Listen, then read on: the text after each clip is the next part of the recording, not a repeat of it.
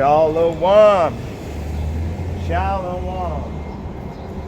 Getting back at you, starting off another week the correct way, bringing out the scriptures. Now, first and foremost, I want to say, Kal Halala Yahala, Bahashim Yahweh Shai, Bahashim Rakwakadah. And double honors to all the elder apostles, the prophets, and the teachers that are in this 100% truth. All right, let's get right into it. Now, yesterday I was teaching a class about wheats and tares. And the one thing that you do when you're dealing with certain elements, you have to sift the element to get the nice fine powderized stuff through the bottom, and then the unwanted stuff will stay inside of the sifter. And that's what we're doing. We're being sifted right now. See, the harvest is ripe. You can look around and you can tell whether a person keeps the laws or not. You can go into the high holy days and you can see whether they worship Yahweh or if they worship false gods. It's that simple. So everything right now, what the whole point is everything that you see that's happening around you, I don't care what it is a test. And it's a test to find out whether your heart is in the right place, whether you're going to be in fidelity or infidelity. In other words, whether you're going to be faithful or unfaithful to Yahweh, Bahashem, Yahweh Shai. Let's start off in Ecclesiasticus chapter 12. Ecclesiasticus chapter 2, KJV. And like I was telling my family when I was teaching them this class this morning, a lot of the stuff I say is very repetitious. It's like the reason why I do that, it's like the scar right here on my arm. It's never going to go away. I want to say the same thing so much to you guys that it never goes away. It's in your mind. It's ingrained. It's embedded. It's scarred in there. So let's get it. Ecclesiasticus chapter 2, verse 1. My son, if thou come to serve the Lord, prepare thy soul for temptation. You know what? Does anybody ever look up the word temptation when they teach this? Watch this. What is the biblical definition of temptation? This is very good. This is why you gotta look words up. The biblical definition, so temptation in a biblical sense, is a situation in which one experiences a challenge to choose between fidelity and infidelity to one's obligation towards Yahweh. So now let me prove it what fidelity means. I told you it's faithful and unfaithful. Watch this. What is the biblical definition of fidelity? A quality or a state of being faithful or loyal, especially loyalty to one's spouse or refraining from adultery, someone submitting spouse. Anyway, faithful. It means a quality or state of being faithful or loyal. That's what temptation means. Or, fidelity means. Fidelity. Fidelity means a quality or state of being faithful or loyal. Like I told you like 2 seconds ago, either you're going to be, it's going to be fidelity or infidelity. Either you're going to be faithful or unfaithful. So let's go back over to, in fact, let's jump all the way over to the book of Deuteronomy chapter 8, KJV. And like I said, everything right now, everything we're going through is a test. Even if you have to, like one of the brothers was explaining today how how one of our fellow prophets died recently, but he was still teaching the word.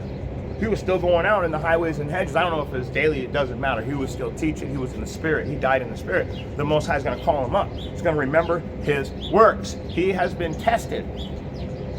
And so let's start. Let's start from Deuteronomy chapter 8. Let's start at verse 1. All the commandments which I command thee this day shall ye observe to do, that ye may live and multiply and go in and possess the land which Yahweh swore unto your fathers.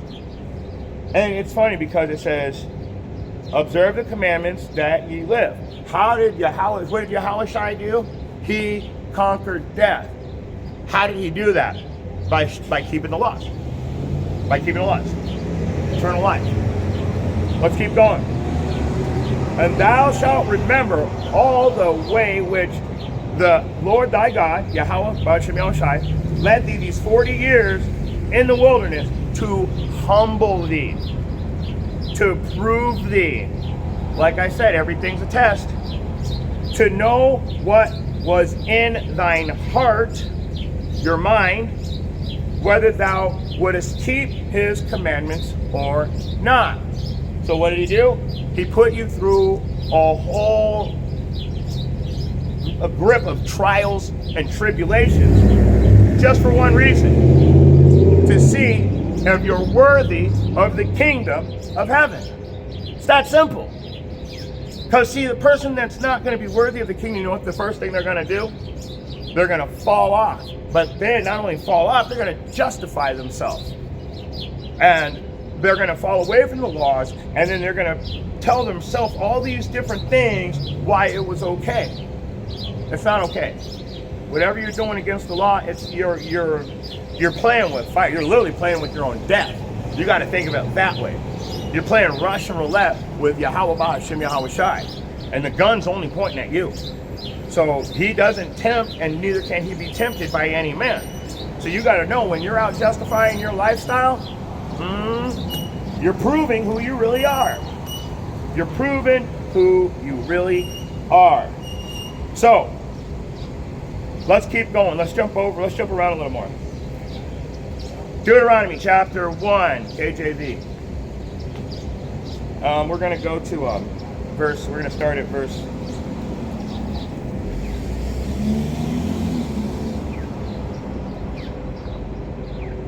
Let's start at verse 34. Verse 34. Deuteronomy chapter 1 and 34. And Yahweh heard the voice of your words and was wroth and sware, saying, what did he say? Surely there shall not one of these men of this evil generation see the good land which I swear to give unto your fathers. That is getting ready to happen again right now. Everything that you guys see going on around you is written in the Bible. All of this stuff that's happening is prophecy, hand over fist, just prophecy unfolding. The MOTB, the CHIP, which what you guys call the mark of the beast. Well, the Bible calls it that. I don't know what you guys call it. You guys probably call it your future ID. But according to the scriptures, that's another test. And if you don't pass that test, you definitely don't get in the kingdom. So anybody receiving a mark in their right hand or their forehead, according to the Bible in Revelation chapter 14, starting at verse 9, says that you are going to get the full wrath of Yahweh, which is poured out without mixture. So if you take a shot without a chaser, that's a strong shot. He's saying he's going to give you that same wrath with no mixture. There's not going to be anything to stop the power of his anger when it comes at you. So yes, this is all a test to see if you are worthy of the kingdom.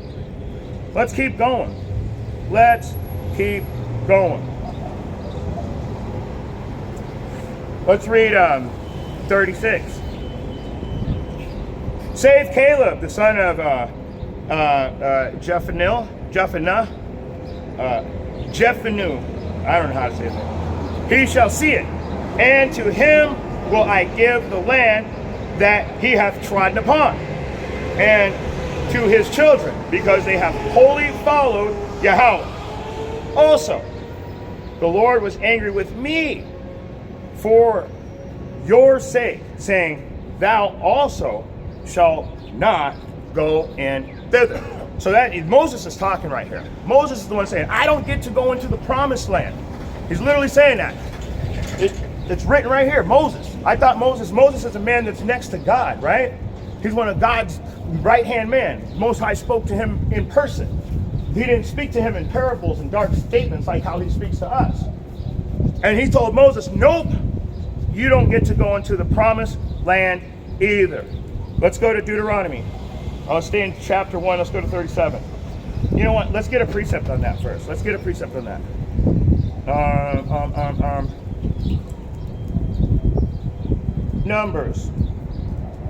Numbers chapter 12. KJV.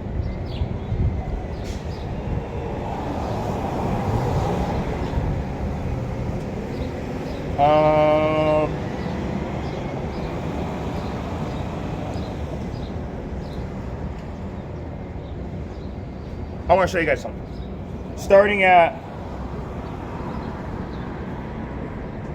We're going to start at verse,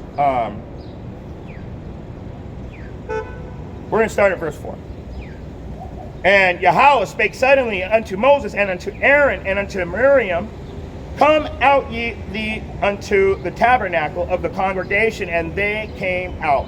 And Yahweh came down in a pillar of a cloud and stood in the door of the tabernacle and called Aaron, Miriam, and they both came forth. And he said, hear now my words. If there be a prophet among you, I, the Lord, will make myself known unto him in a vision. I will speak unto him in a dream. My servant Moses is not so, who is faithful in all mine house. With him I will speak mouth to mouth, even apparently, and not in dark speeches. And the similitude of Yahweh shall he behold. Okay? Wherefore then were ye not afraid to speak against my servant Moses? What's the point? The point is Yahweh has no respect of persons. I just showed you Moses not getting into the promised land, and I'm showing you right here, he speaks to him without dark statements. That's what I was just telling those guys when they passed by. I had to get the precept for that. I had to get the precept because it's showing you that that Moses was a top guy and he didn't get in. Now let me get the precept on that too. Watch this. Acts chapter 10 KJV. Let me prove to you that the Most High will keep his word. Yahweh Ba'ashem, Yahweh Shai will keep his word. So let's go right down to verse 30.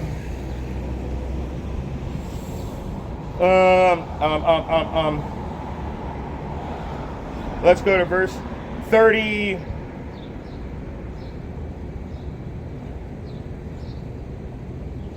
Acts chapter 10, KJV. Acts chapter 10. And we're going to go to verse 33. You know what? Let's go to verse 34 and get right to the point. Then Peter opened his mouth and said, of a truth I perceive that Yahweh is no respecter of persons. So Moses, as you know, was his right-hand man. He didn't speak to him in parables or riddles or dark speeches. He talked to him plain. In other words, they told him exactly what he meant and how he meant it. So, but wait a second. It says right here, Moses didn't get in. What happened to Moses? Moses didn't get in. So, let's go to Deuteronomy. I'm trying to think of where the precept is for it. I'd be bringing notes, but I've noticed lately that the notes are pretty cool to have, but I've been going a lot through the power of the Spirit. It's just been the power of the Spirit lately.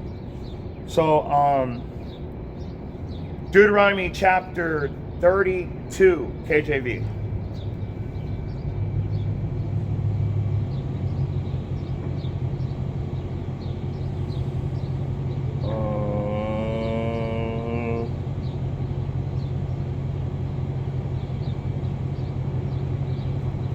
There it is. Yep. Deuteronomy chapter 32. We're going to start at verse 51. So go all the way down to the end of the chapter, verse 51. Deuteronomy, and I told you Moses ain't getting in. I showed you that the Most High is no respecter of persons, and I showed you that Moses is Yahweh's right-hand man at that time in history. He would speak to him directly. So let's see. Verse 51. This is Deuteronomy chapter 32 and verse 51. Because ye trespassed against me among the children of Israel at the waters of Meribah Kadesh and Meribah Kadesh in the wilderness of Zin, because ye sacrificed me not in the midst of the children of Israel, yet thou shalt see the land before thee, but thou shalt not go thither into the land which I gave to the children of Israel. So Moses was also being tested, and he got sifted because what did he do? He was pleading for water, but he didn't give an offering to the Most High. And I'm going to have to go back into that whole, I would have to go all the way into the story to get detailed in it. But it comes down to the children of Israel were dying of thirst, and Moses wasn't given the proper sacrifice when they received the water. So, in return, Moses does not get to go across the Jordan into the promised land. So, and that's, like I keep saying, that was God's right-hand man. So all you guys that are out here justifying your lifestyle, thinking, oh, the Lord does not love you. In fact, it says God hates sinners. Don't you remember the class I brought out? Help not a sinner. It's written in the Bible. You guys are not passing the test. I feel like everybody around me is getting sifted. Everybody around me was getting sifted. Let's go to Deuteronomy chapter 1. Deuteronomy chapter 1, KJV.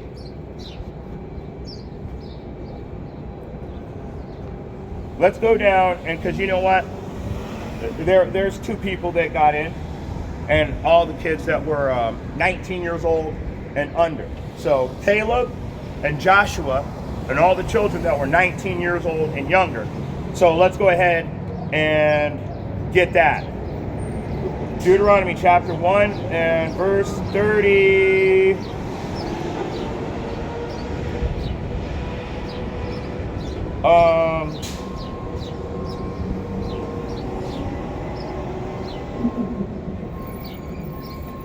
I'm going to start at 34, and I'm just going to have to keep reading until it runs out of what it's, until we get to the point. And Yahweh heard the voice of your words and was wroth and sware, saying, surely there shall not one of these men of this evil generation see the good land which I swear to give unto your fathers, save Caleb the son of Jephunneh. He shall see it, and to him will I give the land that he hath trodden upon, and to his children, because they have wholly followed Yahweh. So they didn't veer to the left or to the right. They didn't take their hand off the plow. In other words, they didn't stop doing the work to look back and see what's going on behind them. They didn't do none of that. They stayed strong in the word. So let me keep going.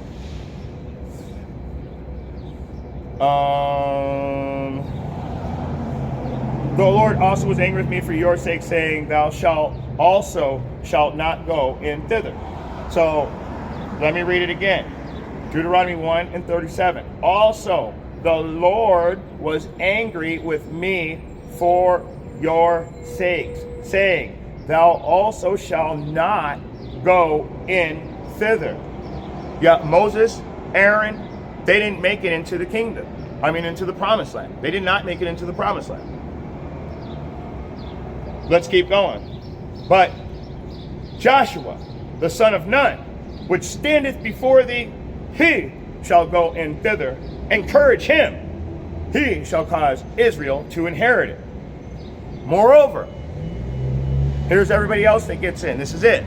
Everybody that, like I just said, everybody that was from the age 19 and under, God's going to the promise. So none of the adults, God's going to the promised land according to Scripture, including Moses and Aaron.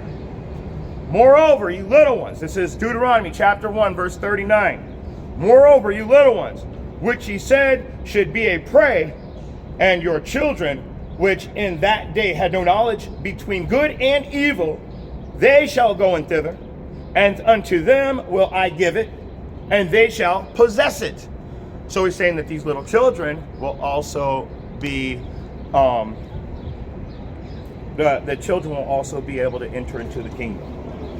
Anybody that's 19 years and under.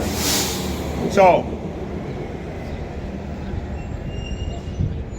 2/3 of Israel didn't make it into the promised land. A whole 2/3. And it's getting ready to happen again.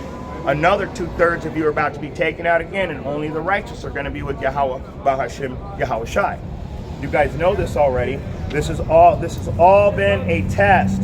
And it's a test of your integrity with Yahweh. Shalom, Akim. Shalom.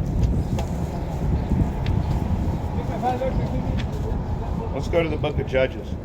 Book of Judges, chapter 3, KJV.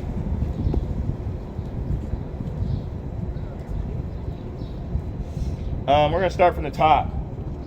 Now these are the nations which Yahweh left to prove, to test, to prove Israel by them. And it goes right into the class that I put out yesterday, with the wheat and the tares.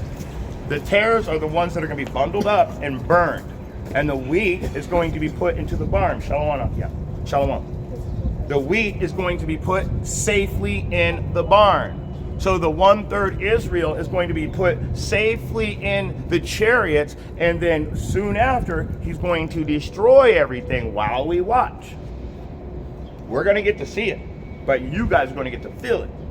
So let's go ahead and just keep going. Like I said, to prove Israel by them, even as many of Israel as had not known all the wars of Canaan. So the Most High, once you get ready to do it again, it's getting ready to, the 40 years is pretty much, it's about to be up. These guys are about to get their land.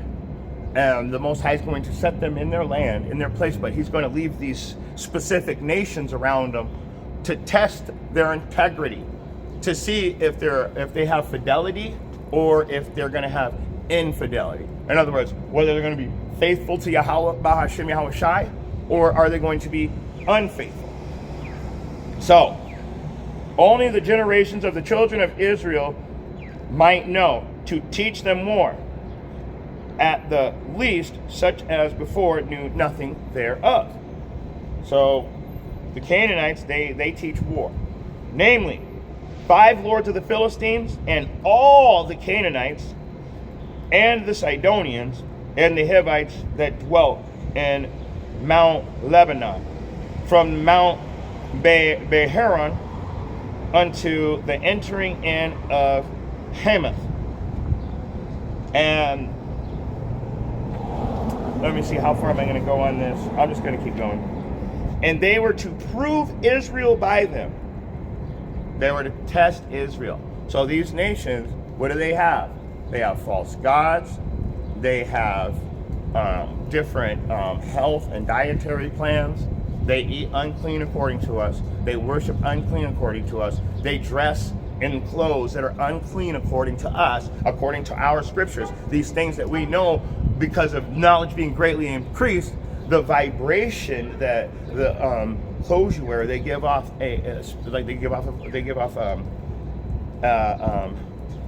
what is it called? An energy, a certain type of energy. like a life and death energy.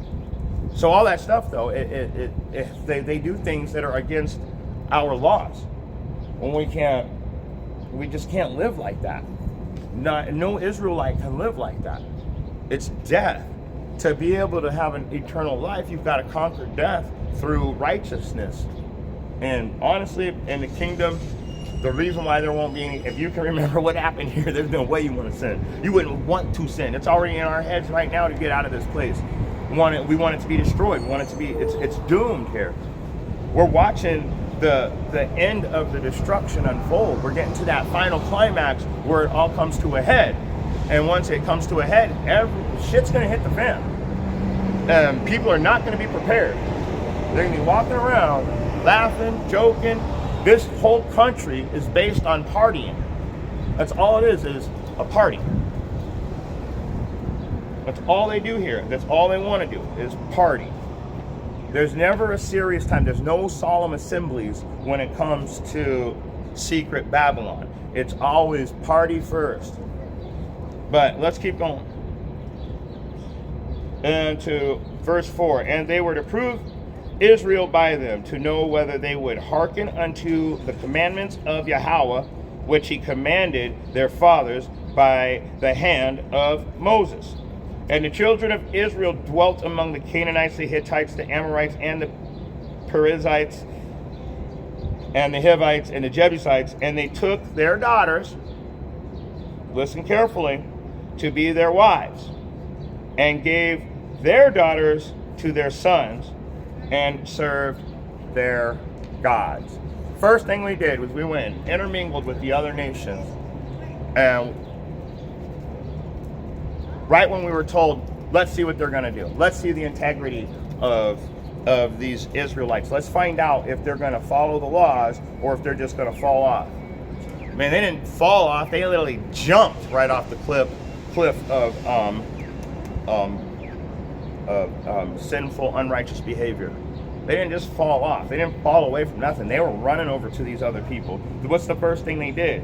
They started having sex with their daughters and making them into their wives, and doing the same with they just started intermingling. That's why we look the way we do now, because that's the first thing we did was start intermingling all the way back in Egypt. In Egyptian times, we were already intermingling. You wonder, this is a test of our integrity. But the first thing we did is we gave their daughters to their sons and served their gods. Love Yahweh with all your heart and soul and might. So how can you say you love Yahweh but you serve false gods? And if you say you're not worshiping false gods, let me ask, if you can't answer these three questions right, we know you're serving false gods. Did you celebrate Christmas? Did you celebrate your birthday? Did you celebrate Easter? Just those three.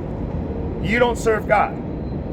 First of all, Christmas and Easter are false God worships, and your birthday is the worst demon ever. Self-worship. You worship yourself. You think you're a god. You think that you deserve to be praised like a god. That's why people have a birthday, and then everybody's supposed to come and honor them. That. Cursed is the day of my birth, and blessed is the day of my death. Yeah, and this is also a test. We're born into sin. Yahushua had to run for the first 2 years of his life, hide out in Egypt. Cursed was the day of his birth. And when he died, when he was taken back to the spirit world, I should say, he conquered death. And through his crucifixion, we all received life. We were so cursed was the day of his birth, blessed was the day of his death. Why? Because we were all saved through his crucifixion. You got to understand that. Maybe you don't. Let's keep reading. So I'm gonna read 4 again. And they were to prove Israel by them, to know whether they would hearken unto the commandments of Yahweh, which he commanded their fathers by the hand of Moses. And the children of Israel dwelt among the Canaanites, Hittites, Amorites, and the Perizzites, the Hivites, and the Jebusites, and they took their daughters to be their wives and gave their daughters to their sons and served their gods. Shalom, shalom. Nice to see you. I mean, you better stay up. Look. I'm going to Vegas on You moving? Well, just all I have to say, man, get your ass in a Bible and open it up and read it. There's a lot of camps in Vegas. There's a lot of people like me. There's groups. They'll take up the whole wall. Just groups in all different types of camps. Stay away from them. If you're gonna go watch a camp, they have to be a GMS camp. Those they teach what I teach. So you got these other camps that are gonna look just like me, and they're gonna be coming out with purple capes and shit, or guys wearing all black, or guys wearing like the Star of David, it's just Sakari. Stay away from those guys. They all have a 501c3. So that means they're not really allowed to teach the Bible. They're allowed to teach partial truth. But when it comes to things that the government says, well, we're promoting this, so you have to promote this, we gave you a grant. So like the MOTB, the CHIP, you know, the thing that goes in your hand or your head, to the new digital currency. Chip. Yep. So that's real. That's super real. You didn't know that? No, I heard about it, but I didn't know it was like real. He doesn't even know. He didn't even know that the chip is real. He didn't know. He doesn't, let me show you something really quick before you go. Information about the microchip.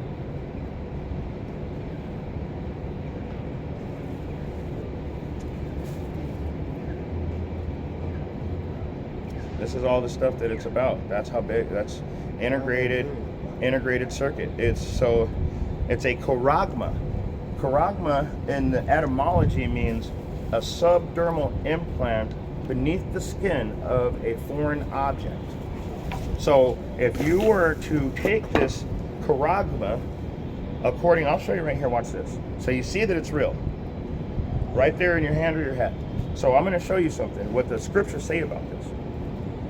Revelation chapter 14, KJV. I'll put you in there too. So,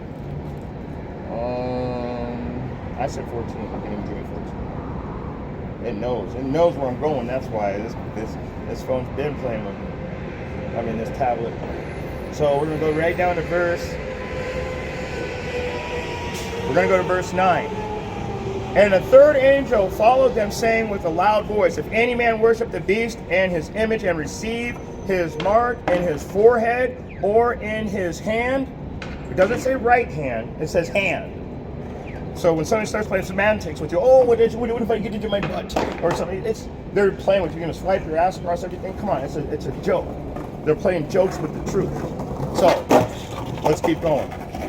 And the same shall drink, so if he receives the mark in his forehead or in his hand, the same shall drink of the wine of the wrath of Yahweh, which is poured out without mixture in a cup of his indignation, and he shall be tormented with fire and brimstone in the presence of the holy angels. The word angel means messenger. So you'll be burning in my presence. I will be there. I will be right there watching this go down, along with all the brothers that were teaching the same thing that I teach. We are going to watch this happen. So who worship, in the presence of the holy angels and in the presence of the Lamb. Who else is going to be there? The Lamb, Yahushua. We're going to be watching this go down. We're going to be sitting there like watching the whole thing. We're going to be right there. And ain't nothing going to happen to us. So, and the smoke of thy torment ascended up forever and ever, and they have no rest day or night, who worship the beast and his image, and whosoever receiveth the mark of his name. So, you got to understand, this shit's real.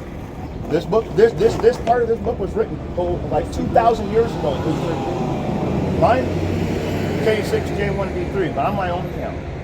I'm not in account. Oh, in Vegas, it would be GMS Vegas sit-downs. I want to say Gabar Dollar, but I don't know anybody's name really. I'm just not that good at names. But Vegas sit-downs, that's pretty easy to find. him as Vegas sit-downs. So I'm promoting you. You know I'm promoting the Vegas sit-downs.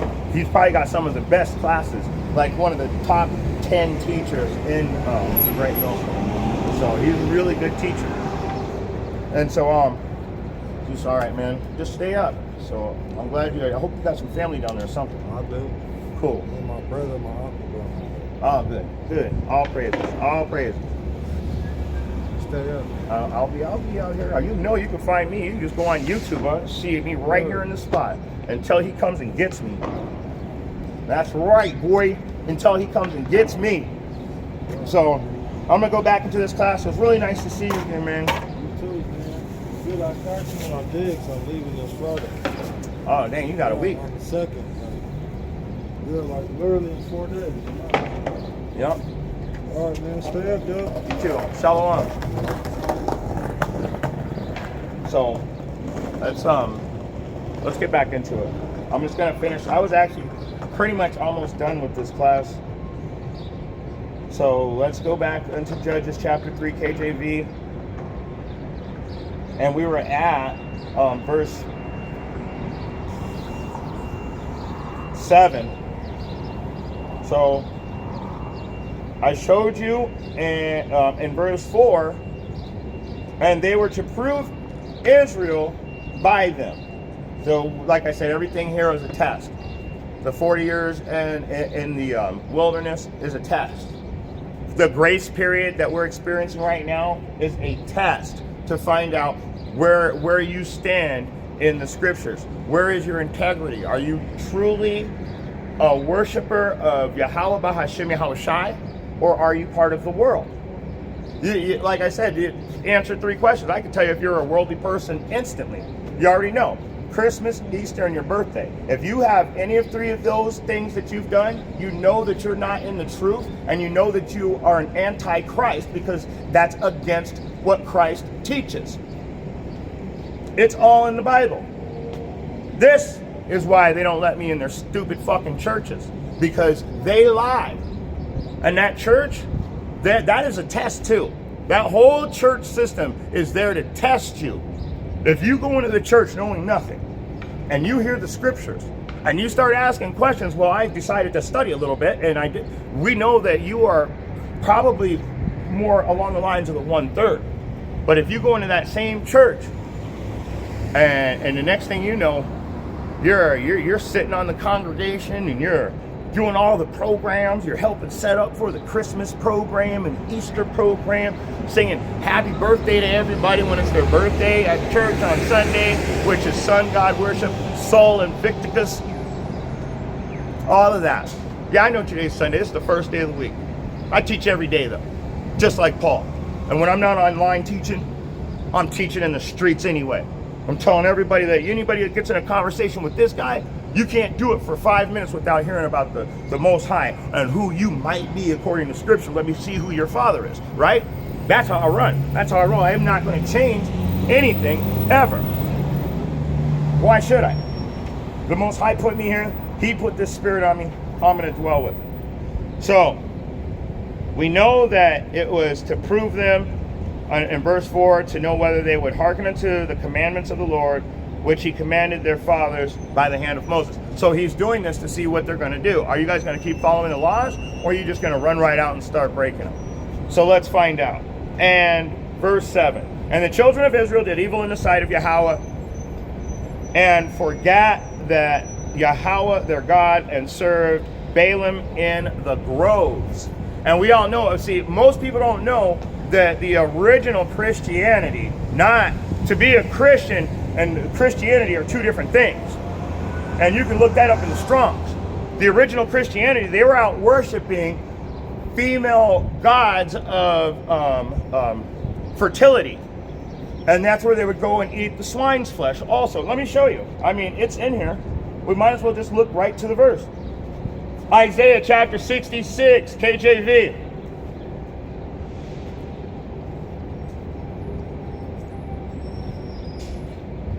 Go to verse 17. They that sanctify themselves and purify themselves in the garden behind the trees in the midst, eating swine's flesh and the abomination and the mouse shall be consumed together, saith the Lord. So what's he going to do to you? He's going to take you out. You're in the groves. You're worshiping goddesses of fertility. You're worshiping Balaam, which is the modern day Satan. You guys don't know who you worship. We know who we worship. You know not who you worship. You're worshiping Satan and you don't even know it. So let's go back to it. So the children of Israel did evil in the sight of the Lord. They forgot the Lord their God and served Balaam in the groves. Served Balaam and in the groves. And the groves. So they served Balaam and the groves. Therefore the anger of Yahweh was hot against Israel, and he sold them into the hand of Cushnarathaim, king of Mesopotamia. And the children of Israel served Cushnarathaim 8 years. So what happened? We didn't pass the test. We went into slavery. And I can show you throughout the Bible, we've continued to be in and out of captivity under the control of every nation during what time period. It'll tell you what nation had control over us. Starting with the Egyptians, going all the way to Roman and Greek servitude. When you read the Apocrypha, which has all of that, the word Apocrypha, I'm going to have to tell you every time. The word Apocrypha means secret documents, not for public use. The books that they removed from the Bible are in a book called the Apocrypha, which means secret document, not for public use. That's where you find out there was 9 Cleopatras. That's where you find out Alexander the Greek was 500 years before Christ. That's when you find out that they literally opened up the book of the law, where they sought to paint the likeness of their image. What did they do before that? Job 9 and 24, the world was given into the hands of the wicked. They covered the faces of the judges thereof. And if not him, then who is he? All this stuff is there. It's all written. Everything is a test. And the only way you can pass this test is by keeping the laws, the statutes and the laws, and the direct commands according to your knowledge, to the best of your ability. According to your knowledge and to the best of your ability. That's why we have grace. But when the grace period is over, guess what? You have 10 days to pay a bill. If you don't pay the bill within that 10-day grace period, they turn off the utility. You guys are all about to be turned off. You're about to have, you're about to be cut.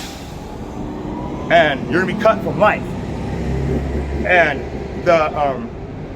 the smoke and the torment forever, if you're an Israelite and you have to endure smoke and torment forever, that means that you're going to be a hired servant in the kingdom. You're going to have to work for whatever you get. And the children that were righteous and sincere aren't going to have to do that. They're going to have rest. And I got one more verse. This was actually a really short class today. So I'm glad that a few other things came out, honestly. Been done about 10 or 15 minutes ago. Revelation chapter 22, KJV.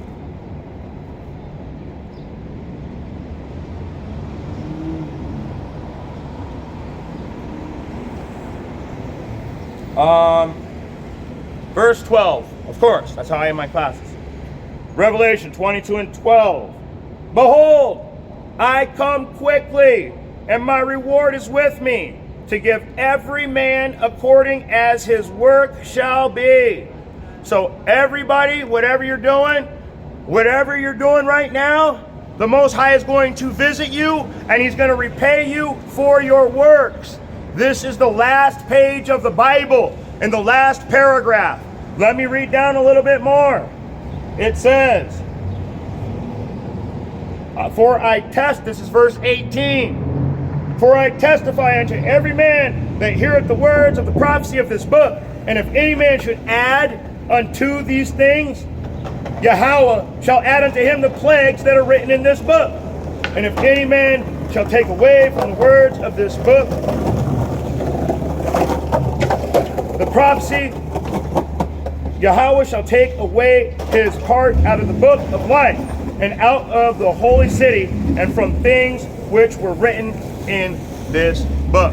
What's written in the book? All the blessings. You're going to lose all that. All your false gods, your graven images, your self-worship.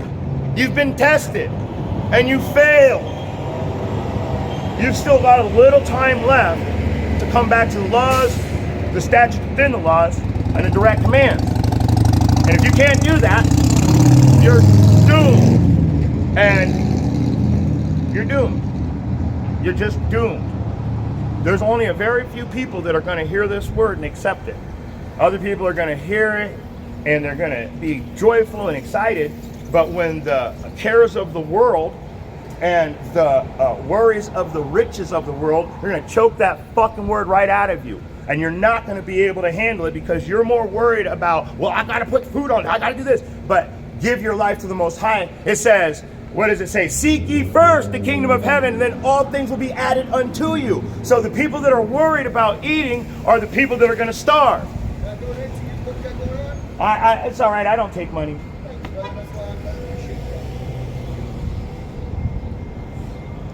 I don't take money of this. I'm here for Yahweh, Bahashem, Yahweh Shai. My reward is in the kingdom. My reward is in the kingdom. And really, I've been done for about 10 minutes. So if you guys got eyes to see, those spiritual eyes to really just see what's really happening around you in this world and ears to hear, I hope you were able to get something out of this message. Shalom.